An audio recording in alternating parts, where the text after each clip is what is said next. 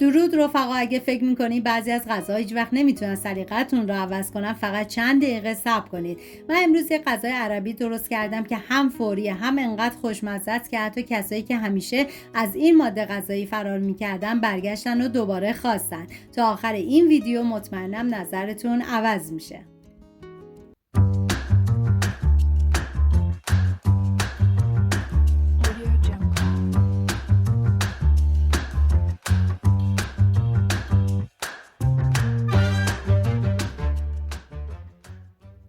یک کیلو جگر مرغ رو پاک کنید و بشورید، بریزید داخل قابلمه.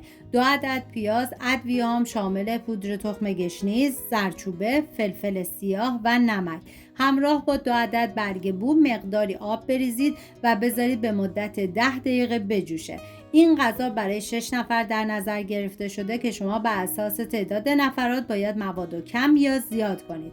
من اندازه ها رو هم در طول ویدیو میگم، هم داخل دیسکریپشن نوشتم.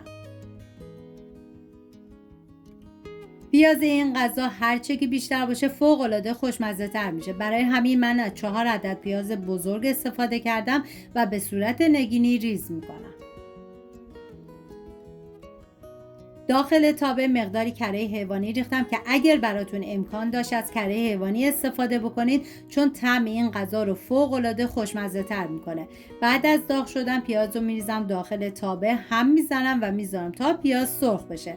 خودم از اون دسته کسایی بودم که جگر مرغ رو زیاد دوست نداشتم، ولی وقتی این روش پخت رو امتحان کردم عاشقش شدم. حالا توی این فاصله میریم سراغ جگر مرغ. بعد از 10 دقیقه از آب خارج میکنیم و بلا فاصله میریزیم داخل آب یخ. حالا شاید برای بعضی از عزیزان سوال بشه چرا اول جوشوندیم و بعد داخل آب یخ ریختیم.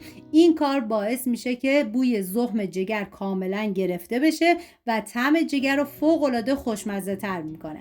بعد از 10 دقیقه که از آب سرد خارج کردیم میریزیم داخل تابه و به پیاز اضافه میکنیم و میذاریم به مدت 5 دقیقه تف بخوره.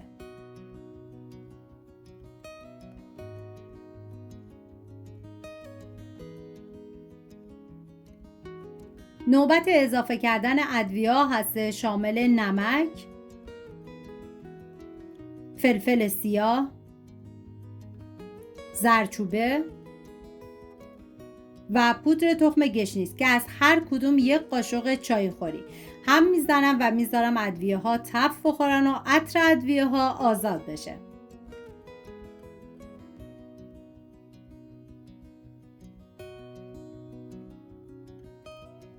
ما نیاز به فلفل دلمه‌ای داریم که باید از 3 عدد فلفل دلمه‌ای استفاده بکنید. من از سبز و زرد و قرمز استفاده کردم. شما حتی میتونید از یه رنگ استفاده بکنید، فرقی نمیکنه.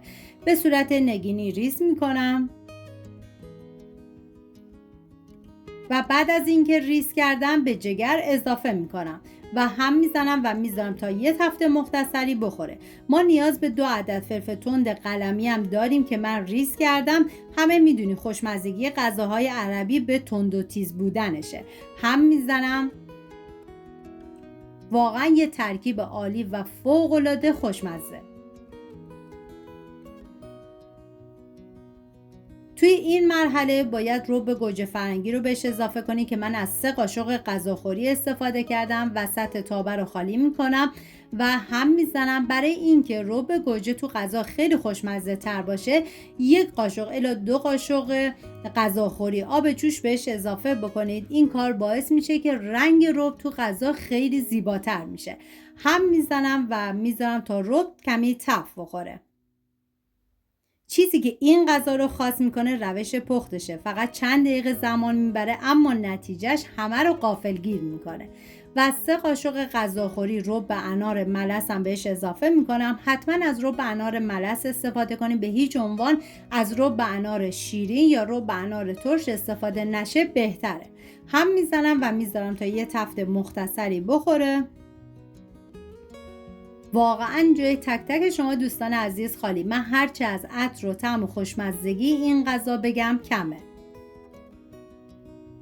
میریم سراغ گوجه فرنگی که نیاز به 4 عدد گوجه فرنگی داریم و به صورت نگینی ریز میکنم.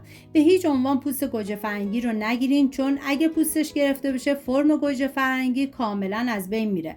برای همین که فرمش حفظ بشه باید حتما با پوست ریزش بکنید.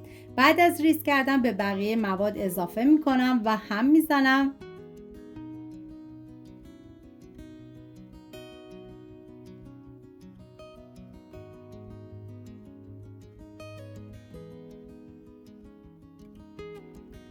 و بعد از اینکه گوجه فرنگی کمی تف خورد 1 لیوان آب بهش اضافه میکنم و میذارم به مدت 20 دقیقه با حرارت کم این غذا بپزه و جا بیفته.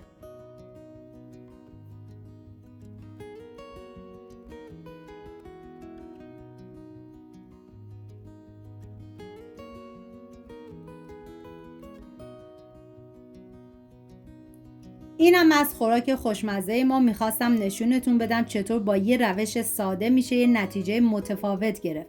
امیدوارم که خوشتون اومده باشه، درست کنید و در کنار خانواده از خوردنش لذت ببرید. سپاس از همراهی همیشگیتون. تا درودی دیگر، بدرود.